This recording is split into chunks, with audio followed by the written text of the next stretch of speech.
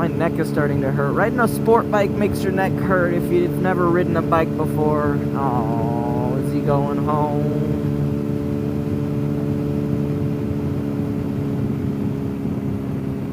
Bye, bike buddy. Hope you find your dad.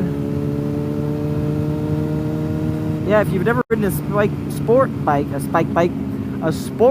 before, or a bike, motorcycle in general, normal ones will have like the handlebars up here. Like a cruiser will have it up there, like where you can like hold on real well. Sport bikes are more leaned forward, like they're for like going fast, obviously, and I like them because they're really cool looking. And I do have a bad back and a bad neck. I gotta go in for that all the time. Gotta get my back cracked and get massages and whatnot. And this definitely contributes to the pain. Definitely contributes to the pain. Riding hunched over for a couple hours every single day, which, I don't know. I just like burning gas, apparently. It's fun to just ride around. I don't know. Yeah, I went to fill up at Costco, and it was like $8-9 on this thing, which it takes like, I could tell you some random number. I don't know how many fucking gallons this thing takes. But I went to go fill up at Four Sons, whatever it's called. And it had Chevron with Techron, which is like the most expensive gas out there for some reason. And it was like $13. I don't know why. But that's okay. With the little amount of gas I have to put in here, the little amount of gas I put in here doesn't matter.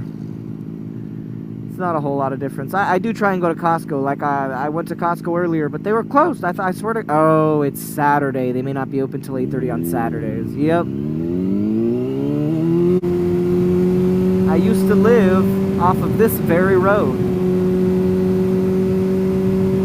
Just a few miles up of here. I mean, I don't live too far now. I mean, I'm riding next to it, but... Yep, my old house. It'll be coming up here in a few miles. It's what I grew up in. Since the beginning. I was born in that house, and... until I was 21, lived there. 21, then I went to college. And then... oh yeah, 21. Because I went to college, came back, lived at home... and then moved in with my girlfriend and her family. So I'm living with them now, and it's great. It's better than living with my mom. I mean, not to say that living with your parents is bad, but we just had different viewpoints on things, and there was sometimes strain there. I only just figured stuff out with my mom, only, you know, like... got to an understanding about things recently, aka the last few months. So before I kind of used to just like whatever, deal with it and be silent about it, whatever. No, it wouldn't be too bad, but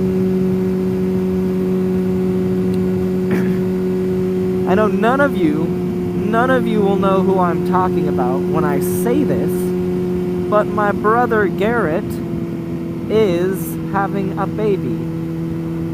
It's crazy. I have 3 siblings.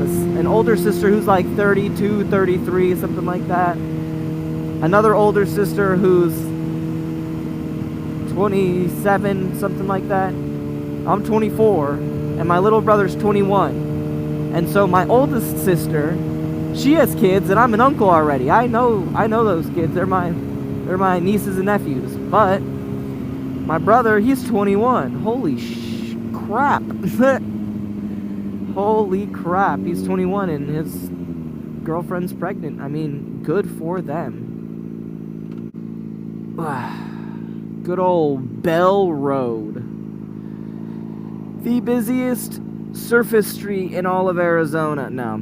In all of Phoenix, I'd say, or in the Glendale, Phoenix area. Bell Road's pretty bad if you ask people about it. People will know how crappy Bell Road is.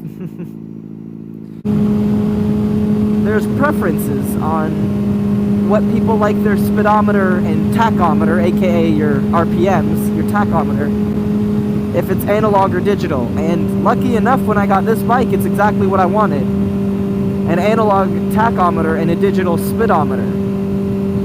Just for some reason I like that better. Just makes more sense to me. But yeah, one of those things. You just prefer one or the other, or you just don't care. I mean, I wouldn't care otherwise. My Ninja 250R has 2 analog, so they're both just the little needle that goes, you know, back and forth, back and forth. Most likely what you have in your car. Even new cars nowadays will have analog speedometers and tachometers, just because you don't need a digital display. It's so much more expensive, and those things can go out and break. But the analog ones have worked for years and years and years and years and years, and the engine will usually go out before you have to replace any of that stuff. So, you know, to each their own. Sometimes, if you're somehow able to see my... Oh gosh, just like that. I was just a preemptive thing. I just wanted to make sure they saw me. Probably weren't going to turn out to me anyways, but hey, you never know. It literally was just going to happen a little earlier. Someone won't see you. Motorcycles are the easiest things to miss. You're not looking for a person that's, you know, running at 60 miles an hour like it looks like you're doing. You're looking for a car, a big cage on wheels. Yeah, we'll see how good the camera quality is. It doesn't have the hyper crap, whatever, like the GoPro on top of my head does. So, I don't know, maybe I'll try and find a mount I can get to put on the chin strap, and then maybe do some goofy stuff and put the Senna, face it backwards. I just want something facing behind me for insurance reasons. I wouldn't want somebody to slam into me and... I think that was a bug. I just wouldn't want someone to slam into me. I don't know. No one wants that.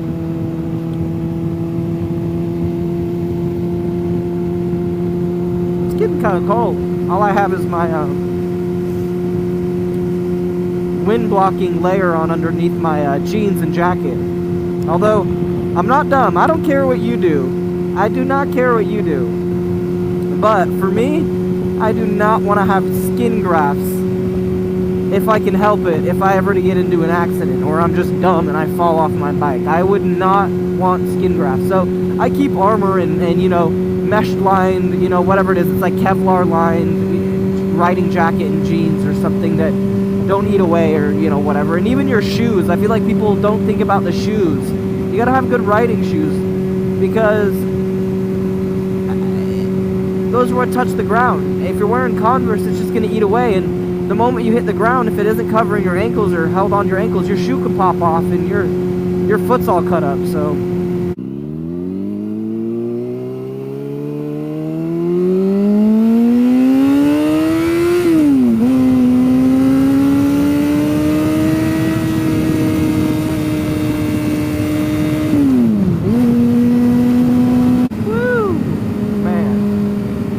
not want to get pulled over in this thing. Man, the 250, it was hard to speed in that thing sometimes. It was difficult to like be going fast enough where you're scared that you could get like easily pulled over. Like the moment the cop sees you, that you know you're screwed. But like you could still speed enough where you're going fast. It's just this thing, oh my gosh, this thing 0 to 60 is like 3.5 seconds. And even though it has 34,000 miles on it, I mean, my God, this thing rips. I'll pull on it and my arm, I get pulled back. It almost throws me out of her seat. It's like a bucking horse. But yep.